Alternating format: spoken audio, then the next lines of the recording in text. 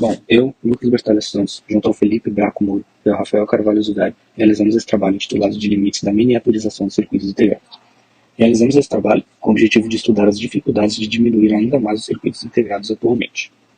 Para a realização dele, fizemos uma pesquisa bibliográfica em artigos e blogs atuais. E houve essa necessidade sobre a pesquisa em blogs atuais por se tratar de um assunto que depende de algo recente. Então, temos que buscar as fontes mais recentes para realizar. Após essa pesquisa, realizamos apenas a dissertação acerca dos temas.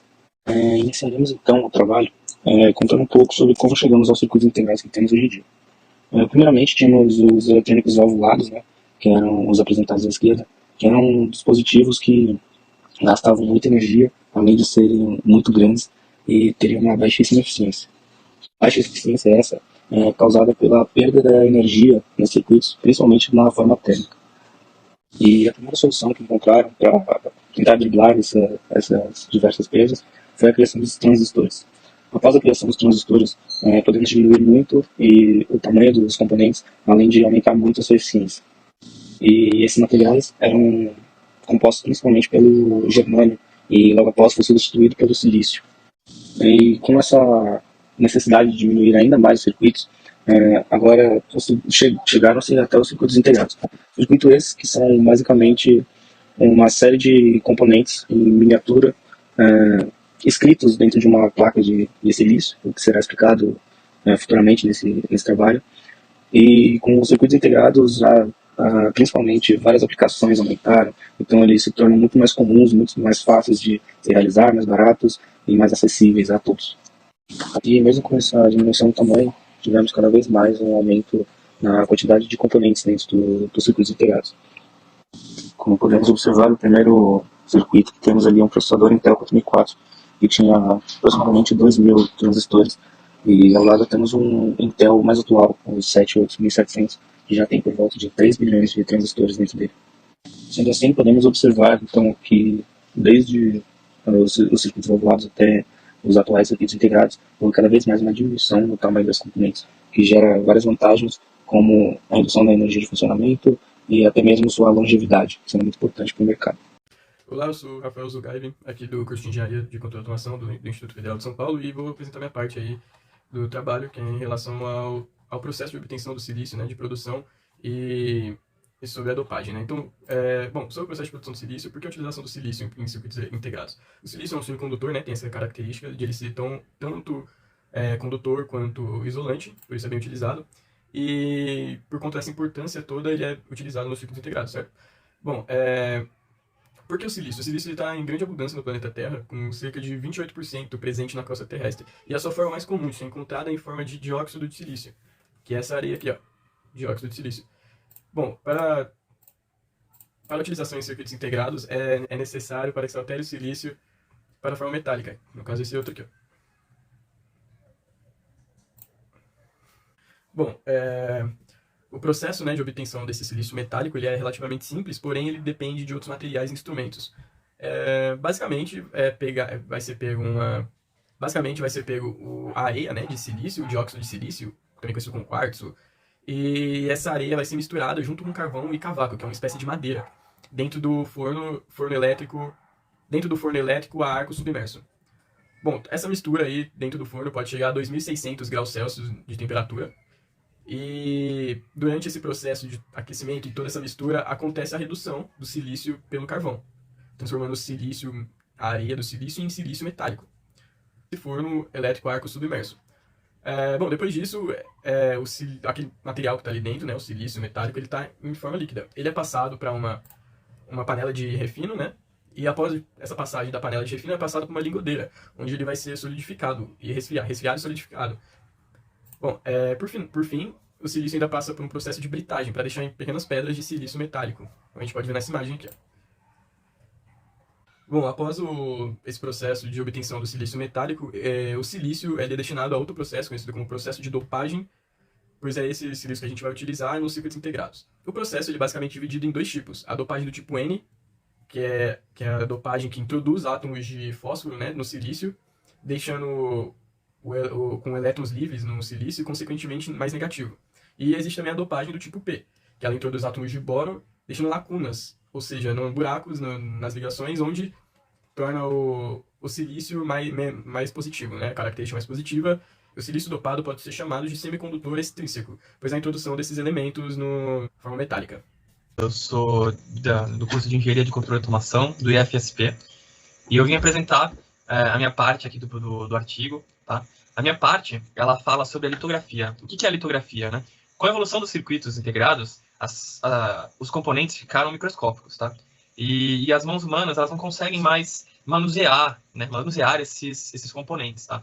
Então esse é o contexto da litografia, tá? O processo de fabricação de componentes assim microscópicos, tá? Processadores, circuitos integrados, né? O que é um processador que é um circuito integrado, tá? Por que eu falei de processador? Porque eu vou usar como exemplo um processador da Intel, tá? Como modelo para o nosso processo de litografia, tá? Processo de fabricação. Esse processo o processo de fabricação do processador, ele se assemelha a outros processos de outros circuitos integrados, tá? Nesse processo terá algumas características que em outros processos não vão ter, tá? Mas em geral passam pelas mesmas etapas, tá? Tudo começa com a retirada do silício da areia, como o Rafael já comentou.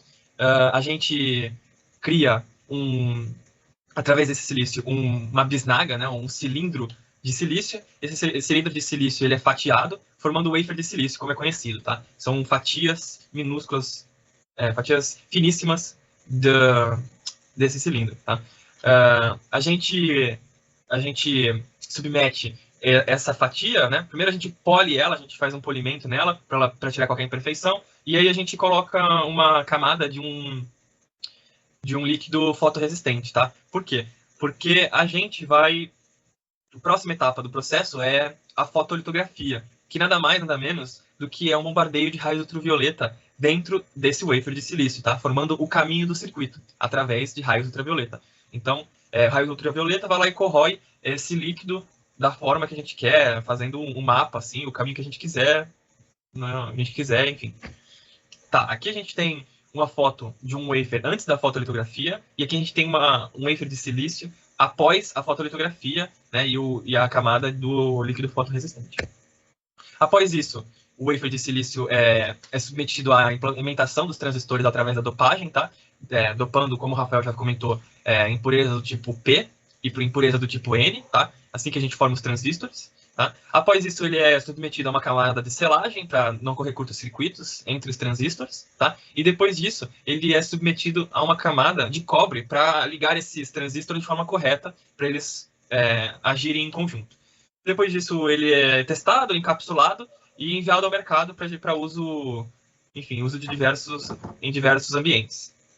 Certo? Esse é o processo de fabricação de um processador que se assemelha a qualquer outro circuito integrado. Bom, a outra parte que eu vou comentar, né, é sobre os resultados e discussões. Bom, primeiramente, a gente chegou, né, à conclusão que a miniaturização tem um limite. Né? Ela tem, hoje, da forma que conhecemos, ela tem um limite. Tá? Por quê? Porque os tamanhos estão tão pequenos, tá? dos transistores que compõem um processador ou um circuito integrado, os componentes estão tão pequenos que eles estão chegando a perto do tamanho de átomos. Tá?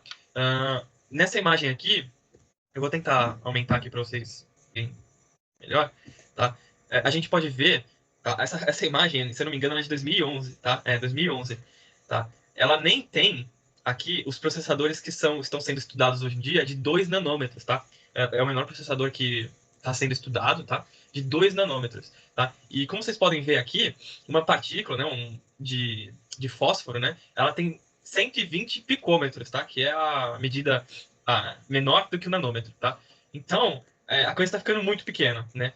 Muito pequena.